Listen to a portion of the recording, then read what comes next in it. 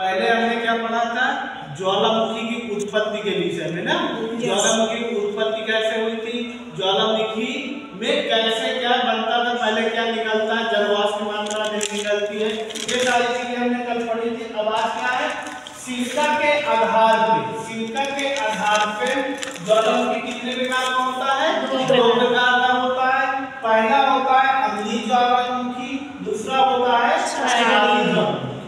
अम्लीय ज्वालामुखी में क्या होता है, अम्लीय ज्वालामुखी में सिलिका की मात्रा अधिक होती है, अधिक मतलब 75% से इसमें क्या होती है, 75% से अधिक होती है, 75% से अधिक इसमें क्या होता है, सिलिका होता है। ठीक, फिर यह अधिक गाढ़ा होगा, जब 75% से अधिक इसमें सिलिका की मात्रा होगी तो ये क्या होगा, गाढ़ा होगा। तो जब ये गाढ़ा होगा तो दूर तक इसका विस्तार नहीं हो पाता, जब दूर तक इसका विस्तार नहीं होगा तो इसमें पर्वतों का निर्माण होता है, जब दूर तक जाएगा नहीं तो इसमें पर्वतों का, भूमध्यों का क्या होता है, निर्माण होता है, जैसे कि किलिमंजारो, किलिमंजारो। फिर आते हैं क्षारीय आधार पे ना, क्षारीय आधार पे इसमें सिलिका की मात्रा क्या होती है, कम होती है, या यूं कहा जाए कि सिलिका की मात्रा इसमें 40% तक इसमें क्या होती है, सिलिका की मात्रा पाई जाती है। ठीक, 40% तक इसमें क्या होती है, सिलिका की मात्रा पाई जाती है, या यूं कहा जाए इसमें सिलिका की मात्रा कम होती है ना। यह पतला होगा, जब सिलिका की मात्रा क्या होगी, कम होगी तो ये क्या होगा, पतला होगा। जब पतला होगा तो इसमें वीडियो थोड़ा सा रोक दो, कम होती है ना। फिर यह क्या होता है, पतला होता है, जब सिलिका की मात्रा कम होगी तो ये क्या होगा, पतला होगा।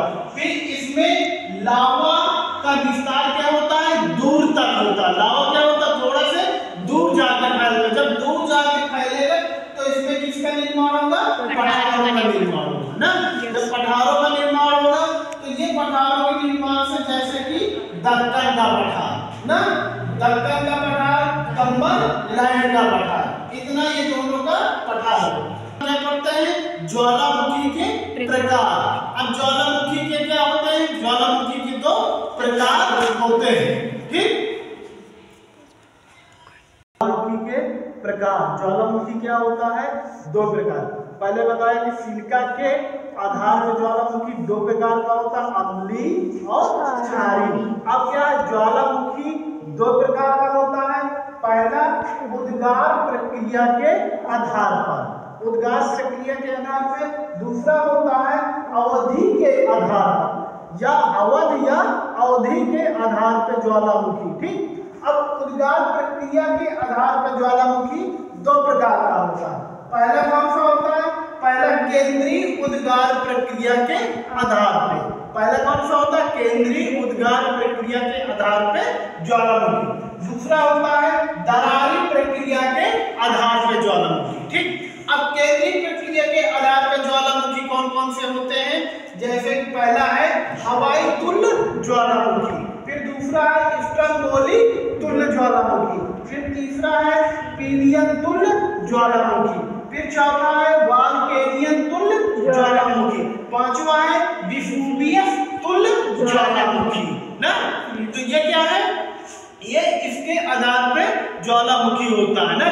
फिर इसके बाद दरारी प्रक्रिया के आधार पे, दरारी प्रक्रिया में ज्वालामुखी क्या होता है, दरारों के माध्यम से ज्वालामुखी कहीं से भी निकल आता है, उसको दरारी प्रक्रिया के आधार पर ज्वालामुखी कहते हैं। जैसे अपने भारत में क्या है, दक्कन का पठार है ना।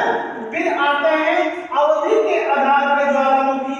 अवधि के आधार पर ज्वालामुखी क्या होते हैं, अवधि के आधार पर ज्वालामुखी होती सक्रिय ज्वालामुखी या जागृत तुल्य ज्वालामुखी, या फिर इसमें आता सुषुप्त ज्वालामुखी, सुषुप्त दूसरा होता सुषुप्त ज्वालामुखी, तीसरा होता शांत ज्वालामुखी या मृत ज्वालामुखी। तो अवधि के आधार पर ज्वालामुखी 2-3 प्रकार के होते हैं, सक्रिय ज्वालामुखी या जागृत ज्वालामुखी, फिर सुषुप्त ज्वालामुखी, फिर तीसरा है शांत या मृत ज्वालामुखी। तो अब आता है कि अवधि की उद्गार के प्रक्रिया के आधार पर ज्वालामुखी, उद्गार प्रक्रिया के आधार पर ज्वालामुखी आता है केंद्रीय उद्गार प्रक्रिया के आधार पर। केंद्रीय उद्गार प्रक्रिया प्रक्रिया के आधार पर ज्वालामुखी हवाई तुल्य ज्वालामुखी। हवाई तुल्य ज्वालामुखी में इसमें सिलिका की मात्रा 40% के लगभग पाई जाती है। ठीक, जो क्या कहते हैं कम होती है, तो इसमें यूं कहा जाता है सिलिका की मात्रा क्या होती है,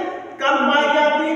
तो इसमें जो ज्वालामुखी का उद्गार होता है, ज्वालामुखी का उद्गार थोड़ा से इसमें जो शंख बनता है, इनमें सब में क्या बनता है, शंख की आकृति बनती है। तो शंख इनमें क्या होता है, छोटा बनता है ना, जैसे कि क्या कहते हैं इनमें शंख की आकृति क्या होगी, छोटी होगी। वैसे इसको क्या कहा जाता है, हवाई तुल्य ज्वालामुखी ना।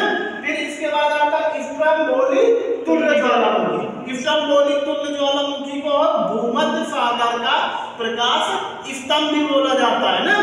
और इसी को क्या कहते हैं, ये कहाँ पर पाया जाता है, ये इटली के दक्षिण में लिपारी द्वीप के निकट ये पाया जाता है स्ट्रम्बोली ज्वालामुखी ना। उसके बाद ये क्या होता है, हवाई तुल्य से ये थोड़ा से अधिक होता है, इसमें सिलिका की मात्रा क्या होती है, थोड़ा से अधिक पाई जाती है। और फिर आता है पीलियन तुल्य ज्वालामुखी। ज्वालामुखी में सबसे 3 विस्फोट किसमें होता है, पीलियन तुल्य ज्वालामुखी में। पीलियन तुल्य ज्वालामुखी में क्या होता है, सबसे अधिक विस्फोट होता है ना। अब इस ज्वालामुखी में क्या होता है, इस ज्वालामुखी में सिलिका की मात्रा क्या होती है, 70% से अधिक होती है। और ये क्या होता है, गाढ़ा होता है और इसमें विस्फोट करने की गति बहुत तीव्र होती है ना। फिर आता है वोल्केनियन तुल्य ज्वालामुखी। इसमें शंख भी, जो पीलियन तुल्य ज्वालामुखी में इसमें शंख भी बहुत लंबा बनता है ना, और की आकृति भी दिखाई देती है। इसमें क्या होता है, वोल्केनियन तुल्य ज्वालामुखी में, वोल्केनियन तुल्य ज्वालामुखी में पीलियन तुल्य ज्वालामुखी से सिलिका की मात्रा क्या होती है, कम पाई जाती है। जो क्या कहते हैं, इसका जो शंख बनता है, हल्की रचना इसकी क्या होती है, एक छोटे से गोभी के समान दिखाई देने वाली होती है। ये भी सिसिली और लिपारी द्वीप के मध्य में पाया जाता है ज्वालामुखी। ठीक, फिर आता है वेसुवियस तुल्य ज्वालामुखी। ये भी ज्वालामुखी एक तरह से वोल्केनियन तुल्य ज्वालामुखी के समकक्ष ही होता है। इसमें भी वोल्केनियन से थोड़ी सी सिलिका की मात्रा कम होती है। और ये भी क्या कहते हैं, दिखाई देता है फूल गोभी की संरचना के समान, ये भी दिखाई देने वाला स्थल ज्वालामुखी होता है। ठीक है, ये हम लोग क्या कहते हैं, अवधि के केंद्रीय उद्गार प्रक्रिया के आधार पे ज्वालामुखी। अब नेक्स्ट पढ़ेंगे हम क्या होता है, सक्रिय ज्वालामुखी या इसी को जागृत ज्वालामुखी। ये क्या है, अवधि के आधार पे ज्वालामुखी। अवधि के आधार पे ज्वालामुखी क्या होता है, 3 प्रकार का होता है। सक्रिय ज्वालामुखी मतलब इसमें ज्वालामुखी में क्या होता है, उद्गार होने की संभावना हमेशा बनी रहती है। इसमें क्या होगा, उद्गार कंटिन्यू, अगर अभी आए तो केवल थोड़ी देर पहले आ जाता है। इसी वजह से इसको क्या कहा जाता है, सक्रिय ज्वालामुखी या जागृत, मतलब जागता रहता हुआ ज्वालामुखी है। इसमें उद्गार की प्रक्रिया कभी भी हो सकती है ना। देखो जैसे कि सक्रिय ज्वालामुखी, सक्रिय ज्वालामुखी क्या है, हमेशा जागता हुआ, इसी वजह से इसको सक्रिय ज्वालामुखी। आज उद्गार अभी हुआ तो काबुला थोड़ी देर बाद उसमें उद्गार होने की संभावना हमेशा बनी रहती है ना।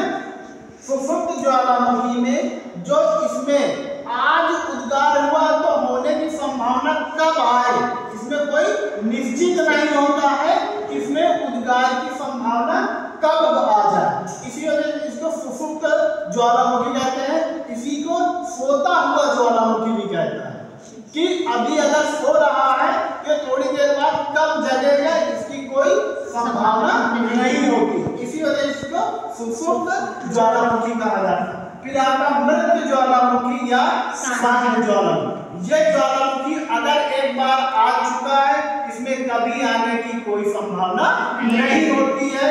अगर ये आने की कोई संभावना ही नहीं होती, इसी वजह से इसको क्या कहा जाता है, मृत ज्वालामुखी ना। तो ये पूरा हुआ ज्वालामुखी के प्रकार के आधार पे ज्वालामुखी कितने प्रकार के